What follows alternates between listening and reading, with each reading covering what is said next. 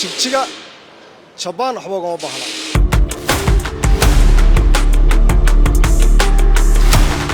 waa run oo waa xaqiiqa injineer Soomaaliyeed ayaa gaarigan aad ka u quruxda badan ee ah kuwa lagu raaxaysto waxa uu ku sameeyay magaalada Jigjiga ee caasimadda deegaanka Soomaalida warshadaha si guud 424 bay hadda marayaan mid baan xarig ka jirnay weeyka dhexdiisa oo wasiir ku xigeenka soo jiray xabir ku taala 425 bay noqonayaan tirada ka dhigaysa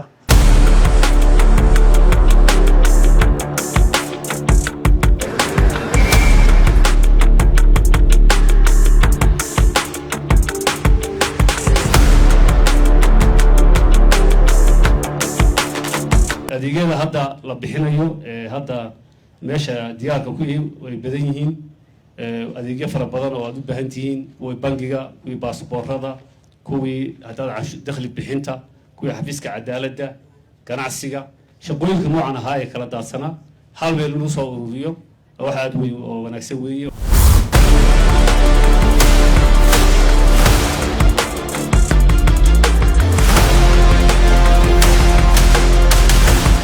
magaalo kasta oo horumar gaadhay waxa ay martaa marxalada adag mararka qaar horumarku waxa uu ku yimaadaa walwal iyo isbedel aan si sahal ah loo aqbali karin abadiya jawiga fiican waxaan fooqiya kala jeeda iyo jidadkan heer caalam jidayo dubayma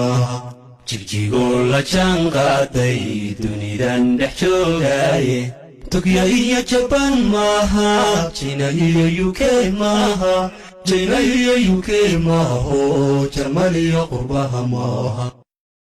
magaalada Jigjiga ee caasimadda deegaanka Soomaalidu waa tusaalaha muuqda ee maanta hal sano iyo bilo ka hor markii aan imid Jigjiga muuqaalka magaaladu ma ahayn mid qurux badan wadooyinka ayaa la ballaarinayay guryaha waa la duminayay dadkuna waxa ay ku jireen hubanti la'aan sida ay caasimadu u ekaanayso ballaarinta wadooyinka awgeed qoysas badan ayaa waayay guryahoodii ganacsiga ayaa istaagay noloshuna waxa ay gashay xaalad adag walow markii dambe dadku aqbaleen in iyagu gacantooda ku burburiyaan guryahooda si ay u helaan magaalo qurux badan laakiin mustaqbalka inay fiicnaan doonto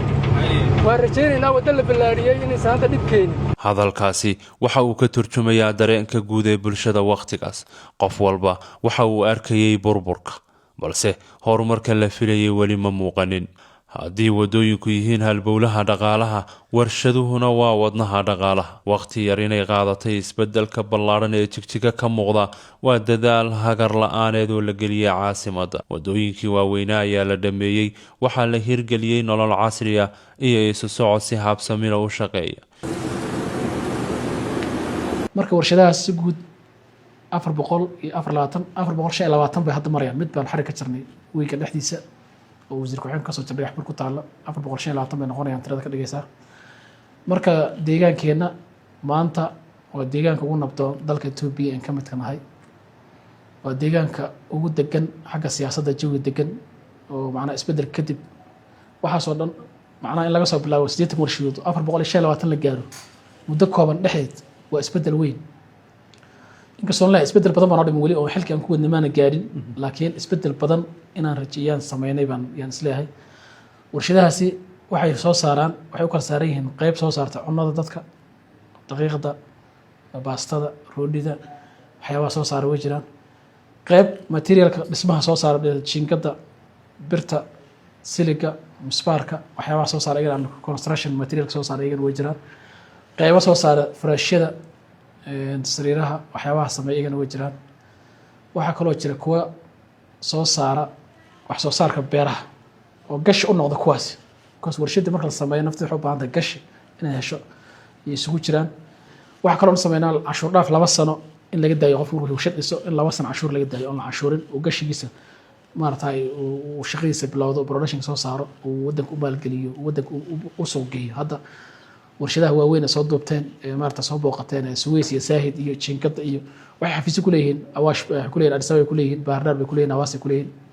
Adaam ay ku leeyihiin magaalooyinka dalka gudihiisa ay ku leeyihiin caqabadaha haysta la furnay waa in canshuurta laga daayo wadada ayagoo nabad qaba ay maraan alaabta ay doontaan ay soo gashtaan wixii macnaha ku xiran shaqada warshada ku xiran inaan culayska saarno aan sii deyno. halkani ma aha Japan ee waa caasimadda deegaanka Soomaalida. baabuurtan aad arkaysaan ee faraha badanna waa kuwo ku jira warshadii lagu sameynayay min bilow boolka ugu horeeya ee laga bilaabo gaadiidka ilaa iyo ka ugu dambeeya ee lagu xidhxidho halkan ayayna ku taallaa. waxa ay soo saartaa baabuurta raaxada noocyadooda kala duwan. kaliya jigjiga laguma iibiye waxaa loo iibgeeyaa dalka Itoobiya intiisa kale. baabuur aad u fara badan oo ilaa iyo 7 aan ku qiyaasay ayaa haata halkan ku jira. jigjiga Japan waxba ugama baahna, sidaasi waxaa qaba mid ka mid ah injineerada sameeya baabuurta raaxada ee ugu quruxda badan Itoobiya.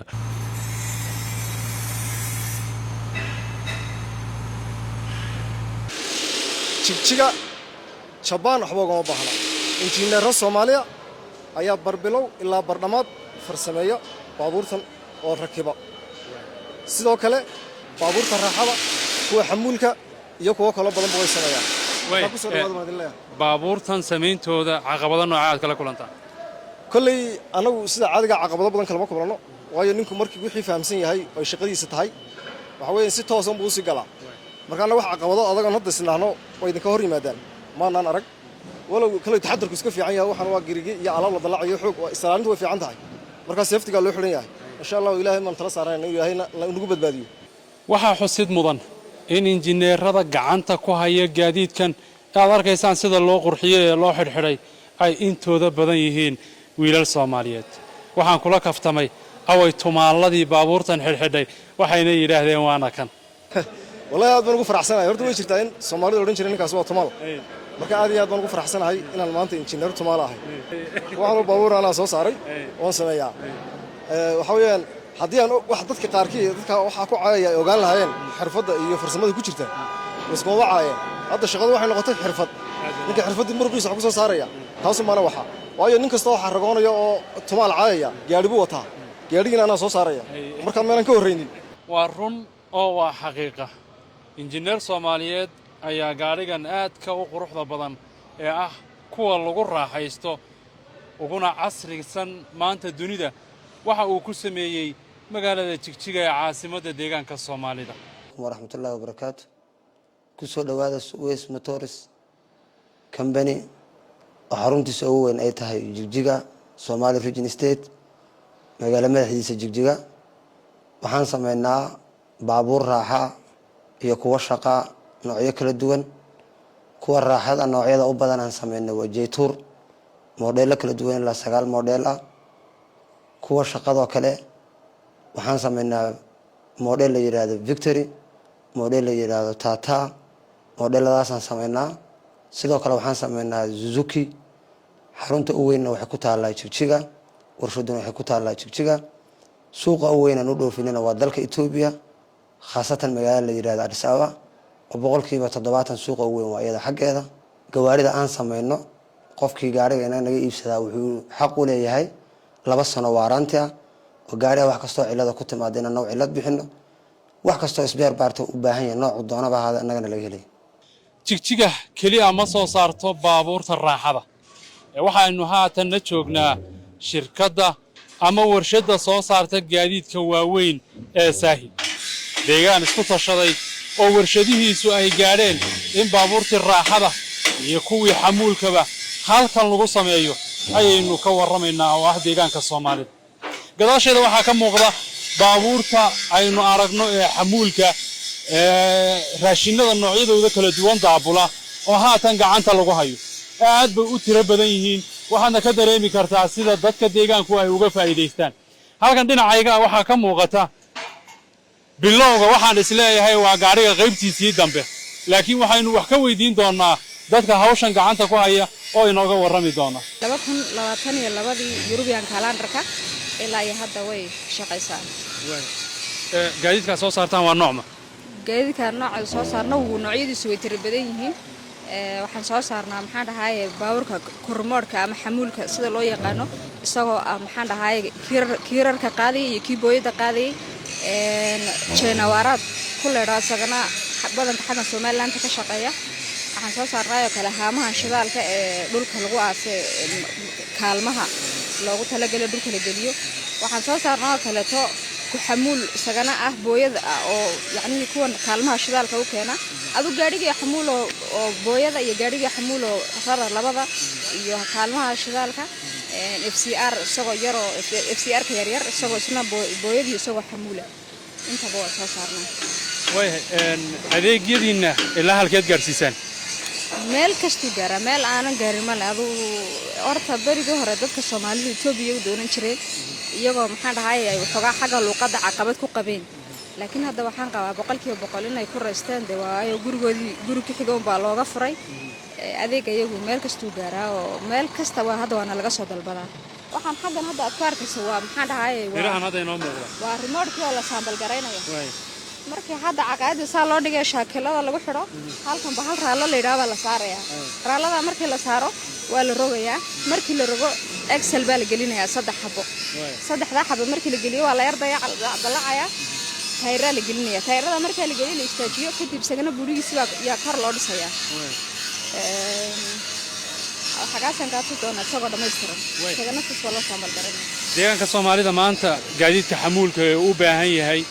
farsamadiisa oo dhameystiran warshadana loogu hayaa oo meel kale oo inuu wax uga baahanayna ma jirto dhammaan hadda shirkadda Sayida Engineering meel aan laga garanaynin ma jirto magaalo kasta marta baawurteedii baa saa u dhax qolqolaysa wax soo saarkiinu waa sidee wax soo saarkayagu 100% aad buu fiican yahay dawada aragtaa shirkadda inta leega shaqada inta leega socotay la is arkaynin marka aad buu fiican yahay 100% hadda kan isaga usbuuc buu qaadanaya usbuuc baa lagu dhameynaa remote okay baabuurtan 60 hadda shaqada lagu hayo kale inteen laga yaabaa inay ku qaadato kalba rool materialka sida loo diyaariyay ku xiran tahay marka wax qalaboodan meel kale uga baahan yahay wax naga maadaama uu jiray in la dhameeyo way dhib yaraan baabuurtan waxa ciladaha ku yimaada ama xagga technical-ka ha noqotay qaabkii loo farsameeyay idinka dib u saxayo la idinkeen qasab waa guarantee baa jira gaadhigu guarantee-ga inta uu ku guda jiro wixii ka yimaada annaga ka hagaajinayna ma dhacdaa marka in dad idinku soo laabtaan oo wax ka saxdaan way dhacdaa laakiin ma badna waana laakiin sidii rabeen ugu habsamay la loogu adeegaa marka baa laga cilad tiraa iyagoo qanacsan bay baxaan 100% dhismahani waxa uu ka kooban yahay 5 dabaq waxa la isugu keenay inta badan xafiisyadii adeeg bixinta dadweynaha waa guri dhif iyo naadir ah oo aan laga helaynin inta badan deegaanada Soomaalida xitaa caasimadda dalka Kenya ee Nairobi oo aan ka imaaday waxa micnaha goonida u sameynaya ma aha qalabka gudihiisa yaala iyo nooca gurigan uu u yaalo laakiin waa adeegga uu bixinayo oo ah mid cajiiba waa mid si casri ah loo qalabeeyay shaashadan ayaad ka bilaabaysaa adeeggaaga gudahana waxaa diyaar kuugu ah shaqaale heegan ku ah shaahaguna waa diyaar inta adeeg bixintaada lagu sameynayo waa haddii lagu gartee waa adeegyadii faraha badnaa oo hal meel ku kulmisan ana hadda waxaan u baahnaa tii lambar iyo shati ganacsi tigirkoodina waa ka wanaagsan ee kulli wareeg dheer bay gali jirtay laakiin marka u dambayso hadda waa un la adeegan jiray laakiin waa la heli jiray laakiin ma hadda tan emergency wad kolis caqabad intee la go'ida ka dulqaaday caqabad aad u badan buu ka dulqaaday shacabka ku nool deegaanka dhexdiisa xafiiskada waxa la yiraahdaa xafiis Soomaali Masoob la yiraahdaa waxa la aasaasay sanadkii baa la aasaasay oo waxa lagu aasaasay xirnaameed tirsigiisu yahay 215 marka waxa loo aqoonsaday magaciisa Soomaali Masoob macna meel ay wax walba ku jiraan weey oo qof kasta uu gacanta gelin karo ujeedooyinka sabab loo aasaasay waxa weey horta saan wada ogsoonahay dalka Afrika amaanto Itoobiya markay eegtay gaar ahaan adeegyada badan dawladdu adeegyo fara badan bay gacanta ku haysaa ay muwaadiniinta dalku ay u baahan yihiin marka adeegyada faraha badan ee hadda ka hor dawladdu soo bixin jirtay waxa dhacda inay xafiisyo kala duwan hal shakhsi adeeg u baahnaa inuu xafiisyo kala duwan 3-4 xafiis uu ka soo kala qaadan jiray laga yaabaa inuu leesanka oo ganacsiga uu u baahan yahay inuu 3 xafiis soo maro marka adeegii nooca ahaa ee kulba xafiis loo tagayay ee mari haddana 5 qof laga yaabaa haddana inuu xafiiskiiba inuu ka maro 3 qof intii la soo gaabiyo dad ahaan lagu soo gaabiyo 2 qof xafiis ahaana meel la isku keeno marka waxa ujeedada loo aasaasay waxa weeye in adeegii ay bulshadu ay ka helayso dawladda loo fudaydiyo ay sida ugu dhaqsaayar ugu dhibaato yar ay ku qaataan horta ka xafiis ahaan imika xafiiskan ku jira wuxuu taagan yahay deegaan ahaan buu taagan yahay oo masafta Soomaalida macni waa xafiiska ugu weyn ee deegaanka ku leedahay weey waxay noo qorshaysan inaan gaarsiino 13 magaalo kale oo deegaanka ay jijiga mid ka tahay marka 13 kaas iyo anaga oo feeskii labaad xafiisii soo xiroon la feeska labaad iyo shirkooda jira managementiga oo management iyo tababarka wadnaa oo tababar shamal ma soconaya oo lagu tababaray nidaamka adeeg u bixinayeen daqiiqadaha uu adeeg ka qaadanayo inta qof la maray xafiis isku xirmayaan oo mustaqbalka waxa uu tala galay in macni qofku waraaq qaadano markuu dakhli ka soo wareego magaciisa ugu tago gaadi ganacsi oo magaciisa ugu tago cadaalad isagoo faylkii loo sii gudbiyo ku jira yaana computerka ugu tago saasaan ugu tala galay marka jijiga management waxaan ugu xirsan 13 magaalo deegaan kamid ah jijiga kamid tahay dhagax buur wardheer barmaasa guday ay ku jiraan 13 magaalo way حتى حفيسيد هاتن ku shaqeeyo waa imisa tiradoodu waa 9 xafiis weeyo 9 xafiis 9 ka xafiis inba federaal inba deegaanka inta federaalku waa immigrationka boostada iyo waxa weeye bangiga dhexe iyo waxa weeyo telega afarta iyo shan deegaanka ah oo cadaaladda maalgashiga iyo xafiiska daaka ah oo daawooyinka cuntooyinka dabagalka iyo xafiiska dakhliga iyo xafiiska ganacsiga marka adeegyadii ay bixin jireen ay dadku u baahnaan way bixiyaan imika matalan gaadiga ganacsiga kale wuxuu bixiyaa adeega darawallada oo leesamadii ah adeega gaadiidka oo iyaguna gaadiidka la iibsi gaadiidka iyo nidaamkii ah iyo adeega leesamada oo leesankii cusubaa iyo kii kale cusboonaysiinta ah marka xafiis kasta adeegiisaas oo haystaa bangi haday noqoto hadii bug bangi cusub aad u baahato hadii lacag laga qabanayo arrimo ay bixiyaan imika daaka markii la eegana haddaad u baahato kelina cusub inaad furtid kii hore cusboonaysiinaysid iyo leesanka professionalka ah inta way bixiyaan natiijadii ka dhalatay dulqaad qorshe la diyaariyay iyo kalsooni lagu qabay horumar la gaarsiiyay magaaladan waa muhiim in dadka deegaanka Soomaalidu ay aaminaan isbeddelka socda kana qayb qaataan dhismaha deegaankooda ayna ilaashadaan wixii la gaaray horumarku ma yimaado hal maalin balse waxa uu u baahan yahay wadajir jigjiga maanta waxa ay ku socotaa mustaqbal ifaya oo xawaare sare ku socda iyo rajo cusub oo dadka deegaanka hortaala intaasi ayaan jeclahay in barnaamijkeena ku gabagabeeyo kuma hasanidin la socodkiina